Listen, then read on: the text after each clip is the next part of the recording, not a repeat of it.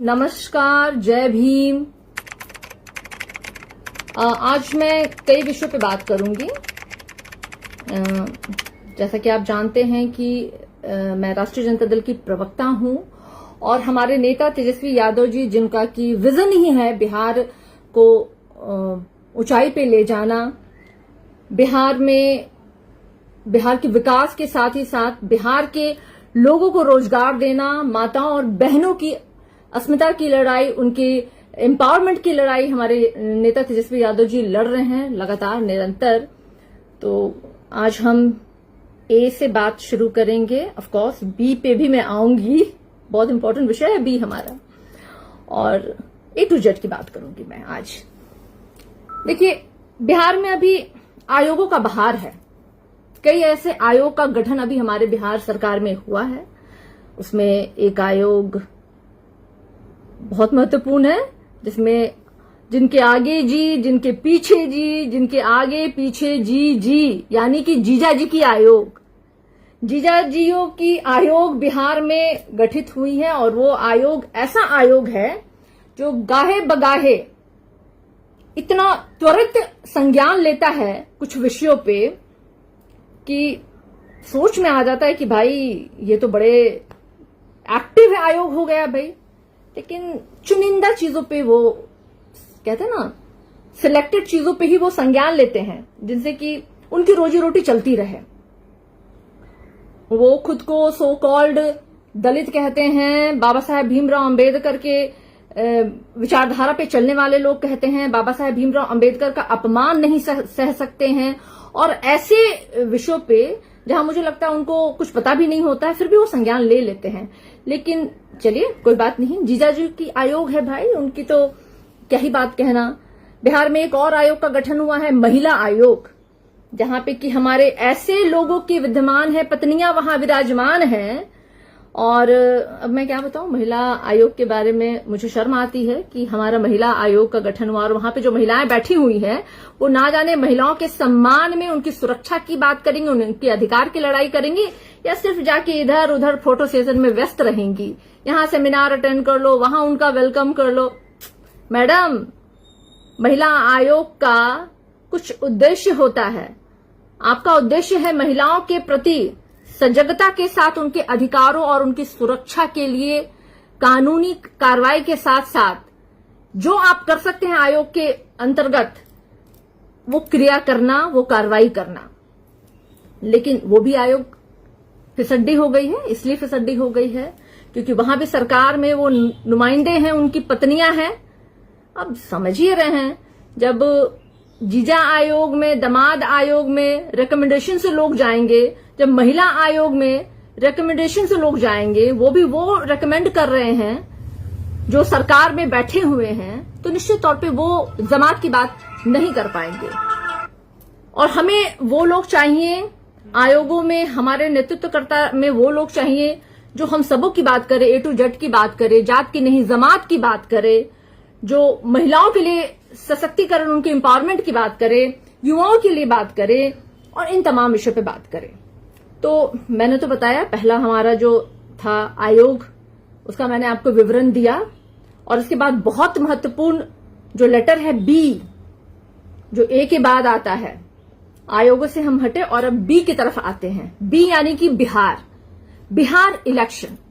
बहुत लोगों को कुछ और लगा होगा, खैर, बी यानी बिहार इलेक्शन।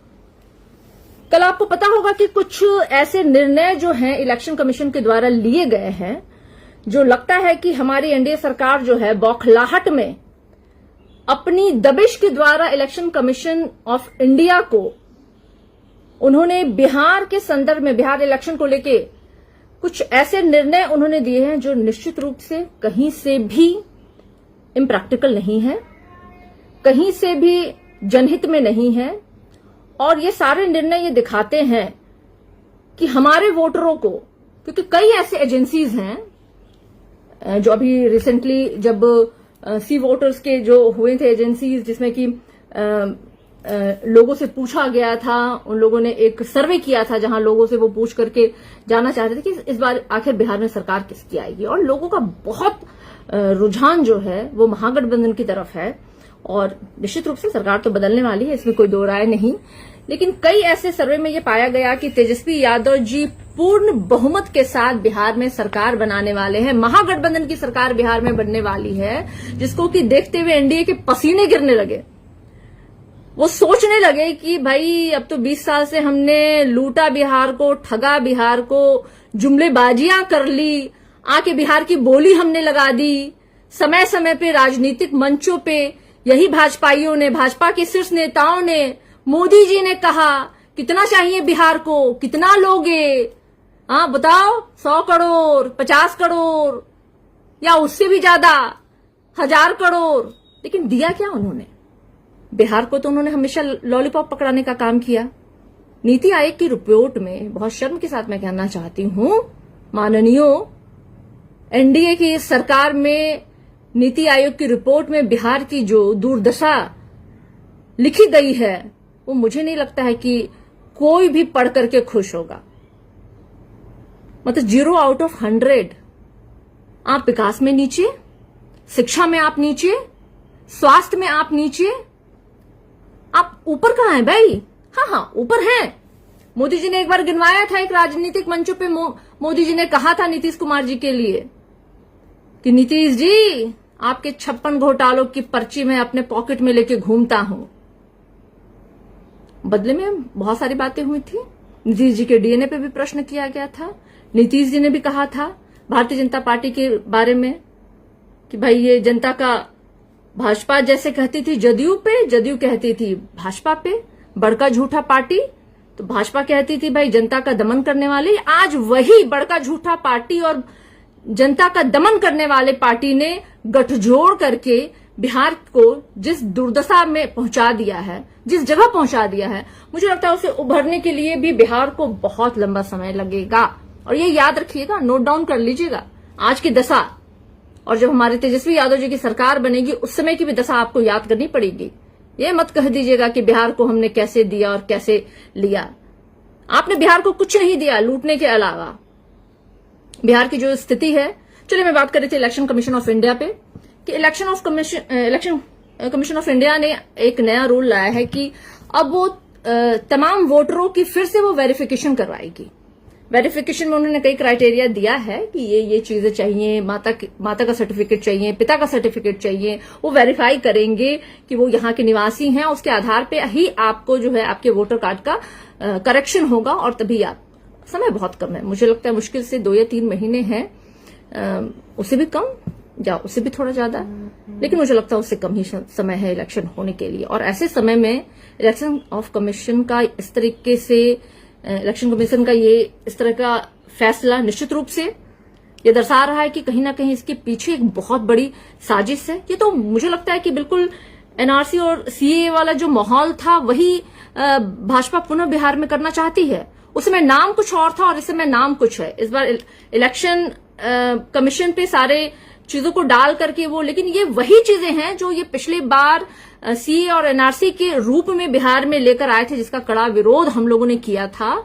और अभी जब जाति आधारित गणना हुई बिहार में और जब इनको समझ में आया कि बिहार में तो ये मुट्ठी भर है और जो वो आबादी दलित, पिछड़े, बहुजन, अल्पसंख्यक सबों को हम मिला दे तो वो आबादी लगभग 85% की आबादी जो है बिहार में है और उसमें बहुतायत वो संख्या है जो इनसे परेशान हो चुकी है, हताश हो चुकी है, बेरोजगारी से, पलायन से, बिगड़े हुए लॉ एंड ऑर्डर से, महिलाओं पे हो रहे अत्याचार से, इनकी झूठ से, इनके फरेब से। और इसलिए इन्होंने, ये पूरा यकीन है मुझे कि जिस तरीके का नियम इलेक्शन कमीशन लेकर के आई है और कहीं से भी ये स्वीकार्य नहीं है, इम्प्रैक्टिकल है, ये हो नहीं सकता है। इस 1 महीने के समय में अल्पमत में वो चाहते हैं कि पूरे वोटर्स, जो कि 8 करोड़ हमारे बिहार में वोटर्स हैं, और वो चाहते हैं कि सारे का करेक्शन वो 1 महीने में कर ले, तो ये तो असंभव बात है, नामुमकिन बात है। तो आखिर करना क्या चाहते हैं, मंशा क्या है? इसके पूर्व में भी इलेक्शन कमीशन पे सुप्रीम कोर्ट के जज ने सवाल उठाया था इनकी मंशा पे। कई जगह हमने देखा कि किस तरीके से बैलेट पेपर्स बदले गए हैं कई जगह चुनाव में, और वो हमने लाइव देखे हैं, वो वीडियो सबने अपने आंखों से देखा है। तो इलेक्शन कमीशन का जो भी अभी ये रवैया है वो बिल्कुल संदेह के घेरे में है और पूरा यकीन है कि इसके पीछे जो है ये केंद्र में बैठी सत्ता है, क्योंकि वहीं से ये कमीशन हैंडल हो रही है।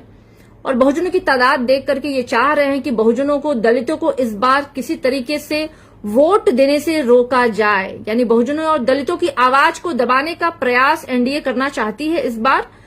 इसलिए मैं आज आप लोगों के समक्ष आई हूं कि आप लोग अवेयर हो जाएं, जाग जाएं, अलर्ट हो जाएं, क्योंकि फिर से एक शिकारी आपके शहर में आ गया है शिकार करने के लिए।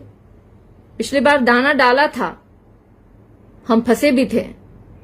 इस बार ये नई तरकीब लेकर के आया है और इसके तरकीब में हमें फंसने की जरूरत नहीं है। इसलिए आप लोग एकदम अलर्ट हो जाएं, पोजीशन ले लें और कैसे इन्हें मात देनी है, कैसे आपको अपने वोटों के अधिकार को पाना है, आप उनके लिए जो एहतियात कर सकते हैं आप लोग करें, जरूर करें। एक और विषय है जो मैं बात करना चाहती हूं, वो विषय है आज की। अभी पता चला है कि ये हैं एक और जीजा जी हैं। हाँ, ये जीजा जी हैं चिराग पासवान जी के, जिन्होंने कहा है, जमुई के जो सांसद हैं, जमुई में आपको याद होगा कि जब चुनाव हुआ था तो काफी विवाद हुआ था। भीड़ में किसी ने एक गाली शब्द का इस्तेमाल किया था, जिसके बाद चिराग पासवान जी बड़े ही नारुष्ट हुए थे। बहुत ही उन्होंने अपना गुस्सा दिखाया था कि किस तरीके से उनकी माता के लिए अपमानजनक शब्द किसी भीड़ में किसी ने कहा था, उसको लेकर के उन्होंने काफी मुद्दा बनाया था। ये वही हैं, उन्हीं चिराग पासवान के जीजा हैं, ये अरुण भारती जी हैं, जो कि कह रहे हैं कि इस बार नेतृत्व हमारा होगा। हंसी आती है मुझे। नेतृत्व आपका होगा, मतलब क्यों होगा? कारण बताइए, क्यों होगा नेतृत्व और किसके दम पे होगा? आप तो बहुजनों को ठगने वाले हैं जी। दलितों को आपने वोटों का इस्तेमाल सिर्फ किया है, कब आपने दलितों के हित के लिए किया है? शायद उनको नहीं पता है, ना चिराग जी को पता है, लेकिन मैं याद दिलाना चाहूंगी चिराग जी को कि चिराग जी के पिताजी स्वर्गीय रामविलास पासवान जी ने, जिनकी की लोक जनशक्ति पार्टी थी, काफी उन्होंने मेहनत से, खून और पसीने से उन्होंने उस पार्टी का निर्माण किया था। और उनके मरणोपरांत वो पार्टी दो भागों में बट गई। एक चाचा जी की पार्टी हो गई और एक बेटा जी की पार्टी हो गई। बेटा जी की पार्टी ने इस बार लोकसभा में 5 सीटों पे चुनाव लड़ा और उन्होंने 5 में से 3 सीटें, जिसमें कि रिजर्व्ड सीटें थी, जिसपे एक पे तो वो खुद लड़ लिए, एक पे उन्होंने अपने जीजा जी को लड़वाया और तीसरे पे उन्होंने एक और समृद्ध दलित किसी अन्य पार्टी की, जिसने कभी रामविलास पासवान जी की एलजेपी के झंडे को ना उठाया होगा, ना उनकी विचारधारा से वो अवगत भी होंगी, उनको उन्होंने चुनाव लड़वाया। और बाकी 2 अन्य जन हैं, वो तो पता ही होगा, एक खगड़िया से और एक वैशाली से। तो इस तरह से उन्होंने चुनाव लड़ा। स्वर्गीय रामविलास पासवान हमेशा कहते थे कि मैं वो चिराग बनना चाहता हूं और उस हर घर में रोशनी फैलाना चाहता हूं जिस घर में सदियों से अंधेरा है। बाबा साहेब भीमराव अंबेडकर ने भी जो अधिकार संविधान में हम दलितों को, हम बहुजनों को, या मैं यूं कहूं कि संपूर्ण व्यक्तियों के लिए जो दिया है, अगर हम प्रिम्बल ऑफ कॉन्स्टिट्यूशन को पढ़ें तो मुझे लगता है पूरा सार संविधान का हमें समझ में आ जाएगा कि बाबा साहेब भीमराव अंबेडकर ने समाज के लिए, वहां पे बराबरी के लिए, सबों के अधिकारों के लिए, चाहे वो महिला हो, पुरुष हो, दलित हो, सामान्य हो, सवर्ण हो, सबों के लिए उन्होंने वहां पे बातें लिखी और उन्होंने सबों के हित का ख्याल रखा वहां पे। लेकिन बाबा साहब भीमराव अंबेडकर के दिए गए आरक्षण को बहुत लोग अपने तरीके से इस्तेमाल करते हैं। मैं बताना चाहूंगी कि भाजपा में और एनडीए में जो भी दलित हैं वो दलित नहीं है। अगर वो अपने आप को दलित समझने का ये कर रहे हैं तो मैं बता दूं वो दलित नहीं है, वो एक्चुअली सब मनुवादी हैं, सामंतवादी हैं। लेकिन वहां जाकर के दलित सिर्फ इसलिए हैं ताकि वो आरक्षित सीटों से चुनाव लड़ सके। उनका उद्देश्य सिर्फ यही है और वो इस भ्रम में जी रहे हैं कि भाजपा जब हिंदू राष्ट्र बनाएगी तो इन्हें सिंहासन पे बैठाएगी, इन्हें मठाधीश बना देगी। ये नहीं जान रहे हैं। अगर मनुस्मृति को पढ़ लेते ढंग से तो इनको पता चल जाता कि इन्होंने तो कभी दलितों को जगह ही नहीं दी, और क्या हशर था, क्या आपके पूर्वजों ने झेला है, आप तो जानते ही नहीं है। चिराग पासवान जी ने एक बहुजन भीम समागम के कार्यक्रम का आयोजन किया है राजगीर में। हालांकि इन्हें बहुजनों से कोई मतलब नहीं है और ना ही इन्हें भीम से मतलब है। भीम की विचारधारा को तो ये जानते भी नहीं है। बाबा साहेब भीमराव अंबेडकर को लेकर के आपत्तिजनक टिप्पणी जब अमित शाह ने सदन के अंदर किया और कहा कि अंबेडकर अंबेडकर अंबेडकर अंबेडकर, इतनी बार अगर भगवान का नाम लिए होते तो भगवान को प्राप्त कर लिए होते। अमित शाह ने कहा था कि बाबा साहेब भीमराव अंबेडकर का नाम तो आज लोग शौक में लेते हैं, नहीं, शौक में नहीं लेते हैं। बाबा साहेब भीमराव अंबेडकर हमारे दिमाग में है, हमारे दिल में है, हमारे आत्मा में है। और जिसके दिमाग में और जिसके दिल में और जिसके आत्मा में बाबा साहेब भीमराव अंबेडकर रहेंगे, वो कभी भी कहीं भी बाबा साहेब का तिरस्कार नहीं सहेगा, उसका खून खौलेगा। लेकिन आप तो मुंह तक नहीं खोल पाए। आप चले हैं बहुजन और भीम समागम रैली। ये बहुजन और भीम समागम रैली नहीं है, बहुजनों और भीम के वंशजों को बेवकूफ बनाने वाली रैली है। अपनी राजनीति रोटी सेकने के लिए चिराग पासवान जी बहुजन भीम के नाम पर लोगों को ठगने वाली रैली करने वाले हैं, जो ये राजगीर में करने वाले हैं। मैं अपने बहुजन भाइयों से, बहनों से, मैं अपने भीम के वंशजों से, बाबा साहेब भीमराव अंबेडकर की विचारधारा पे चलने वाले हर एक व्यक्ति से दरखास्त करूंगी, इन झूठों, जुमलों और धोखेबाजों से सावधान होना है। आपको चुनना होगा, आपको कौन चाहिए, हिंदू राष्ट्र बनाने वाला या देश में संविधान से चलने वाला आपको देश चाहिए? आपको लोकतंत्र चाहिए या आपको राजतंत्र चाहिए? और इस बार बहुजन और भीम के अनुयायी ये तय करेंगे कि लोकतंत्र कैसे बहाल हो देश में और कैसे हमारा संविधान जो है पूर्ण रूपेण देश में सुरक्षित रहे और उस संविधान से हमारा देश चले, हमारा बिहार चले और उस संविधान में दिए गए अधिकारों से हर बहुजन और हर भीम के वंशजों का हित और उसके अधिकारों की बात हो सके। हमें वो बहरूपिया नहीं चाहिए जो समय समय से रंग बदलता हो, कभी बहुजनों के नाम पे, कभी भीम के नाम पे वोट लेता हो और उन्हें ही ठगता हो, उन्हें ही छलता हो। इतने बहुजनों की बेटियों का बलात्कार और हत्या हुआ, चिराग जी आप कहां थे? क्यों नहीं आपने उस समय बात किया उनके हितों की, उनके अधिकारों की? इतने बलात्कार बेटियों का हुआ, आपकी बहुजन की बेटियों का हुआ, दलित की बेटियों का हुआ, गला काटे गए, छाती काटा गया, सार्वजनिक रूप से आपकी बहन बेटियों की अस्मिता को खिलवाड़ बना के रख दिया है इन लोगों ने। आपने क्या बोला एक शब्द? क्या खड़ा हुए आप? नहीं, क्योंकि आप में हिम्मत नहीं है। आप बहुजनों की और भीम की लड़ाई नहीं लड़ रहे हैं, आप अपनी लड़ाई लड़ रहे हैं, आप अपनी कुर्सी की लड़ाई लड़ रहे हैं। तो बहुजन भाइयों, भीम के हमारे तमाम जो विचारधारा पे चलने वाले लोगों, आपसे मेरी दरखास्त है, विनती है, ऐसे बहुरूपियों को पहचानना है और इनके बहुजन और भीम समागम की रैली का बहिष्कार करना है। आपको चुनना है कि आपके लिए हाथ में संविधान लेके लड़ने वाला व्यक्ति चाहिए या पैर में पायल और बिछिया पहनकर नाचने वाला व्यक्ति, जो मुख में राम बगल में छुरी रखने वाला आदमी चाहिए, या आपके हक और हुकूक की लड़ाई लड़ने वाला आदमी चाहिए। ये तय आपको करना है। ये महत्वपूर्ण विषय है। एक तो पहला वोटर लिस्ट, आपका कैसे वहां पे आप कैसे बच सकते हैं इन पॉकेट मारों से, इन वोट के चुराने वालों से। जैसा आप जानते हैं कि पिछली बार इन लोगों ने वही किया था, किस तरीके से इन्होंने गड़बड़ी की थी, सब आप सब जानते हैं। तो आपको मैं अलर्ट करने के लिए आई हूं और मैं आपसे विनती करने के लिए आई हूं कि ऐसे लोगों का बहिष्कार करें जो बहुजनों के लिए, दलितों के लिए, बहनों के लिए, बेटियों के लिए, उनके अधिकारों के लिए, जिनके मुंह से एक शब्द ना निकले, जो सिर्फ और सिर्फ अपनी भलाई सोचे, जो मैं में जिंदा रहना चाहें, कतई वो आपके नेतृत्वकर्ता नहीं हो सकते हैं। तो ऐसे लोग जो सपना देख रहे हैं कि वो बिहार का नेतृत्व करेंगे, भूल जाइए। बिहार की जनता है, ये सब जानती है, सब पहचानती है, बड़ी तेज है।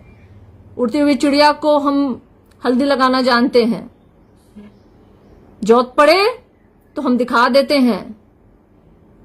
हम बहुजन जो हैं शिक्षा से लैस हैं, अपने अधिकारों को जानते हैं और हम समय समय पे हमने इसका परिचय भी दिया है और अब पुनः परिचय देने का समय आ गया है। हो गया बहुत। 20 साल की इस निरंकारी सरकार, इस सत्ता से हमें छुट्टी चाहिए।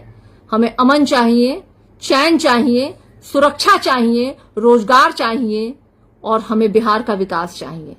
इन्हीं मुद्दों को लेकर के मैं चाहूंगी हमारे तमाम बहुजन, हमारे भीम भाई, हमारी बहनें, बाबा साहेब भीमराव अंबेडकर को मानने वाले, संविधान में आस्था रखने वाले, लोकतंत्र में आस्था रखने वाले आप सभी जो हैं, राजगीर के बहुजन भीम समागम, जो भी इन्होंने नाम रखा है, बहुजन भीम को ठगों वाली रैली से आप लोग बचें और अपने आप को दूर रखें। इन्हीं सब बातों के साथ मैं आप सबों से पुनः निवेदन करना चाहूंगी, सजग रहें।